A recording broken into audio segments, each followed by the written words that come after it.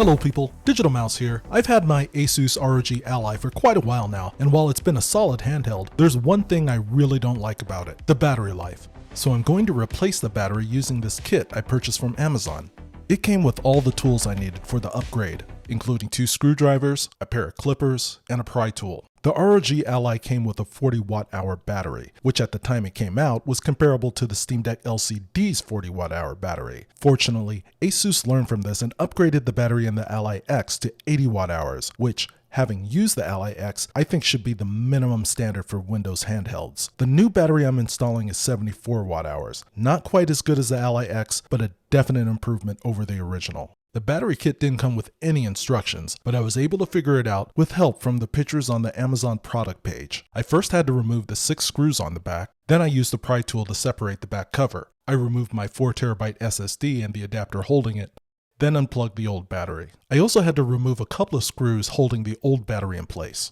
I carefully removed the battery bracket from the old battery. I used a razor to remove parts of the tape holding it in place. Keep in mind that it does specifically state that you should not disassemble the battery. Here's the old and new battery next to each other. They had about the same length, but the older battery was thinner at 9.23 millimeters compared to the new one, which was 9.68 millimeters. There was also a big difference in weight. While the old battery was only 147 grams on my scale, the new one weighed in at 242 grams. I placed the new battery into the battery bracket. It wasn't perfect and it looked pretty rough, but it served its purpose. The original battery had a space in the middle, which allowed the back cover to sit flush. Since the new battery didn't have that same design, I used the provided clippers to trim parts of the ROG Ally as outlined in the pictures I found. Getting the new battery to fit back inside the ROG Ally took a bit of maneuvering, but with some patience I was able to get it back into place along with the aluminum bracket. I reinstalled the 2 screws that held the battery in place. I then connected the battery to the ROG Ally, installed the adapter, installed my SSD, and applied the back cover. Right now I'm using a Jsaux transparent backplate with an RGB kit. I did have to take out the RGB kit in order to get the backplate to fit, but I was eventually able to get the back cover on over the new battery and I didn't have to trim parts of the OEM cover. And then it was just a matter of reinstalling the 6 screws. I plugged in the ROG Ally and I was happy to see that the power light came on. A very good sign. I'm going to let this charge for a bit, but in the meantime, if you like this video, please hit the like and subscribe button. It lets me know to make more videos like this. Once I noticed the power light turned from orange to white, I powered on the Ally. I sped it up for the video, but the initial power up with the new battery took longer than usual. I then obtained a battery health report by bringing up the command window and typing the following. I found the report in my Windows user profile folder. It provides a lot of useful details about the battery, if you need it. Right now I just wanted to check if it would display the larger capacity, but it'll also show information regarding recent usage or your power states over the last 3 days, how it drained over the last 3 days. It will give you a history of usage on AC and battery, its charge capacity history, and its life estimate based on how it drained. Honestly, most of this is far more advanced than what I need.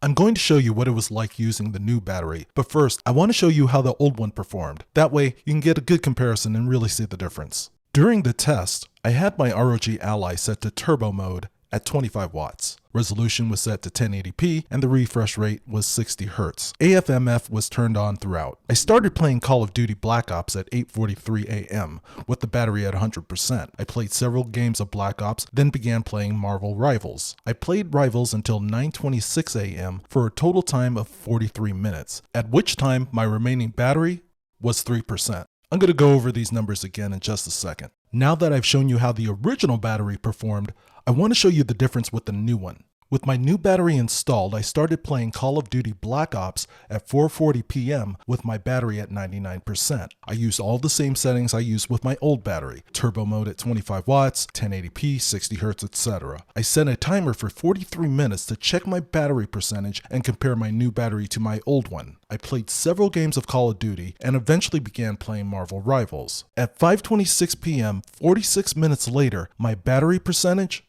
was 64%.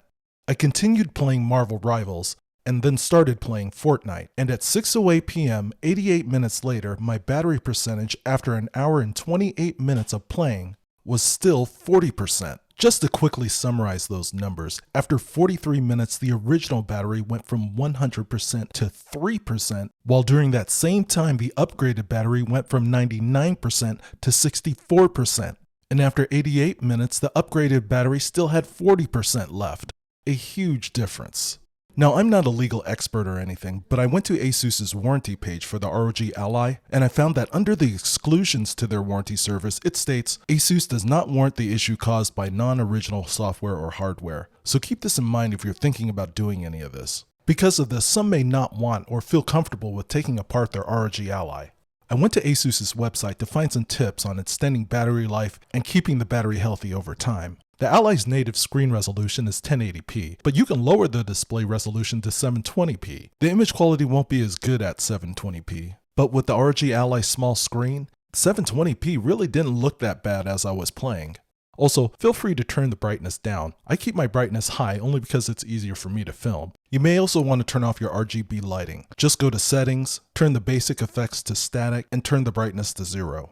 Make sure CPU boost is off by going to Performance, Echo Assist, and click on the switch to turn it off.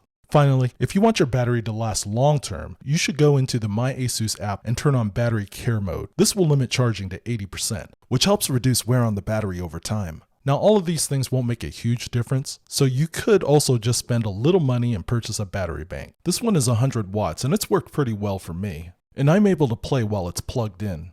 Now, I've only had this battery for about a week now, so I really don't know how it's going to perform in the long run, but I will be making a community post updating you in about a month or so. If you like this video, then you'll probably like my other videos about the Asus ROG Ally coming on screen right now. I'll see you in the next one.